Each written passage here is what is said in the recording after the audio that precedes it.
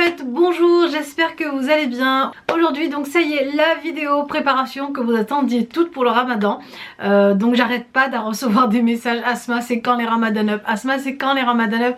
Est-ce que cette année tu fais les ramadan up? Ça y est, cette année donc la 6e édition. Ça fait 6 ans que je fais les vidéos ramadan up, j'arrive pas à y croire. Je déclare solennellement que la 6e édition des ramadan up est ouverte. Et donc je vais vous donner quelques petits conseils à avoir pour vous faciliter la vie, surtout quand vous êtes des mamans et que vous avez des enfants comme moi bien sûr. Et donc voilà, il faut absolument avoir des petits tips et des petites astuces pour pouvoir se faciliter tout le mois du ramadan. On commence tout de suite par l'organisation de la maison, c'est-à-dire tout ce qui est côté ménage, nettoyage. Alors c'est pas qu'on attend le ramadan pour nettoyer sa maison, mais c'est comme un peu le grand nettoyage de printemps. Voilà, juste avant le ramadan, j'ai toujours eu l'habitude moi de voir ma maman nettoyer à fond la cuisine, la maison, le débarras, je sais pas, c'est une habitude qu'on a pris. Alors habituellement je commence par nettoyer ma cuisine d'abord, donc le frigo, les placards, la gazinière de fond en comble, le four, etc.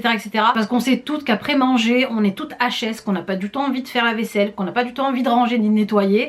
Donc pourquoi je commence toujours par mon frigo? Parce qu'en fait ça va m'aider à voir ce qu'il y a à l'intérieur, ce qu'il n'y a pas. Mes placards pareil, ce que j'ai dans les placards et ce que je n'ai pas. Je prends un papier, un stylo, je note en fait tout ce qu'il y a à acheter, tout ce que j'ai déjà, les épices que j'ai déjà, que je n'ai plus.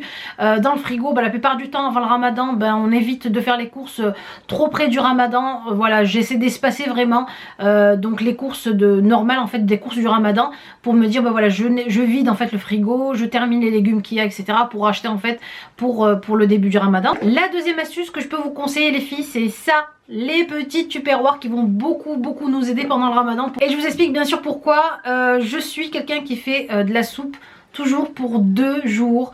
Je fais pas la soupe tous les jours, donc parce que franchement ça prend trop de temps. Et pourquoi j'aime bien utiliser ces petits trucs là, c'est que ça évite le gaspillage. Je ne jette jamais un trop plein de nourriture. Ça me permet le lendemain par exemple à midi de le donner à Souleyman à manger, à Balkis, peu importe, c'est toujours, ça sert toujours. Chose qui n'est pas bien dans notre religion, gaspiller. Et puis en général vous pouvez faire aussi des préparations à l'avance et les mettre dans les tupperwares et les utiliser donc tout le long. Par exemple ce que je mets aussi dans le tupperware, c'est ma slata meshouya. Je fais une grosse slata meshouya en début, donc une grande salade en fait tunisienne en début de ramadan. Je la stocke ici en fait avec de l'huile d'olive par dessus, dans un plus grand tupperware bien sûr.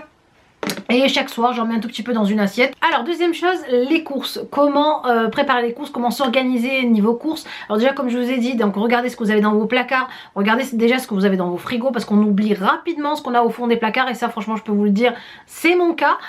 Souvent j'achète un truc et en fait je rentre à la maison et je trouve que j'en ai en fait déjà en stock à la maison. Faites une liste de ce dont vous avez vraiment besoin, c'est ce que je fais moi. Comme vous savez, moi je suis pas une adepte des menus faits à l'avance parce que je ne m'y tiens jamais. J'aime bien, voilà, bon c'est vrai que c'est casse-tête de réfléchir à quoi faire à manger à chaque fois, chaque jour, mais je me tiens pas en fait. Moi c'est vraiment, je marche vraiment à l'envie. Quand la journée je jeûne, des fois j'ai une envie, je me dis tiens ce soir j'aimerais bien manger ça. Moi personnellement je sais que pendant le ramadan je vais avoir besoin de viande hachée, je vais avoir besoin d'escalope de poulet, d'un peu de viande pour Mister K, n'est-ce pas, vu que moi je mange pas, mais bon il en faut quand même pour lui et pour les enfants.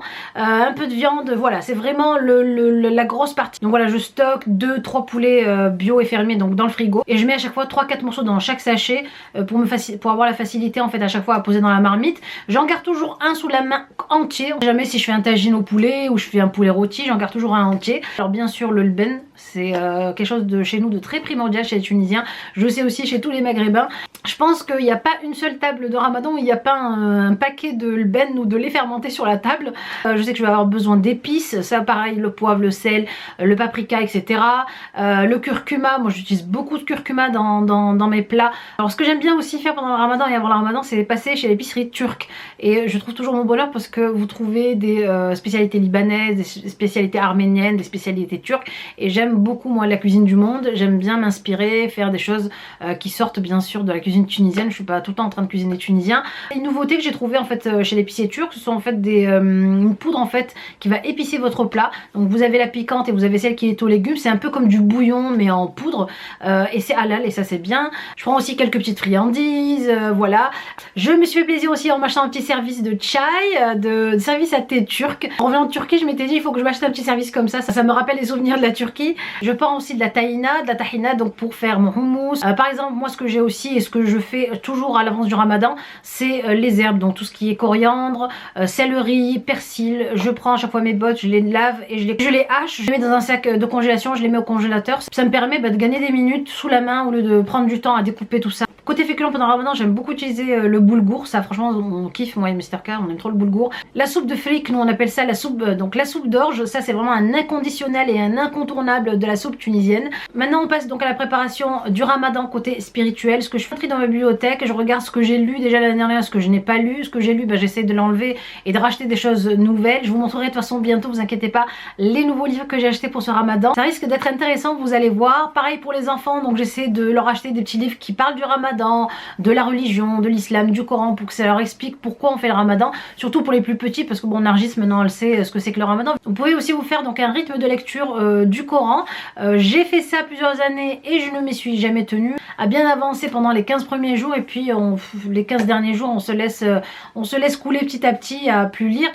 C'est pour ça que j'ai pas envie de faire de choses à l'avance. Donc du coup je vais me préparer psychologiquement un peu à l'avance à me dire bah Asma, voilà, tu vas faire un effort, tu vas lire cette année, tu vas essayer de finir ton Coran pour la fin du ramadan. Voilà mes belles pour cette vidéo conseils et préparation astuces pour le ramadan. Je vous mets ici de toute façon dans le petit i les anciennes vidéos donc de préparation et de conseils pour le ramadan que j'ai faites donc les 5 dernières années. N'hésitez pas vous aussi à nous dire donc vos astuces et vos conseils pour le ramadan, ce que vous faites pour vous faciliter le ramadan. Partagez ça en commentaire en dessous de la vidéo. Je vous souhaite à toutes et à tous un très bon ramadan, Ramadan Moubarak Lil Jamir, et je vous fais de gros bisous et je vous dis à la prochaine vidéo.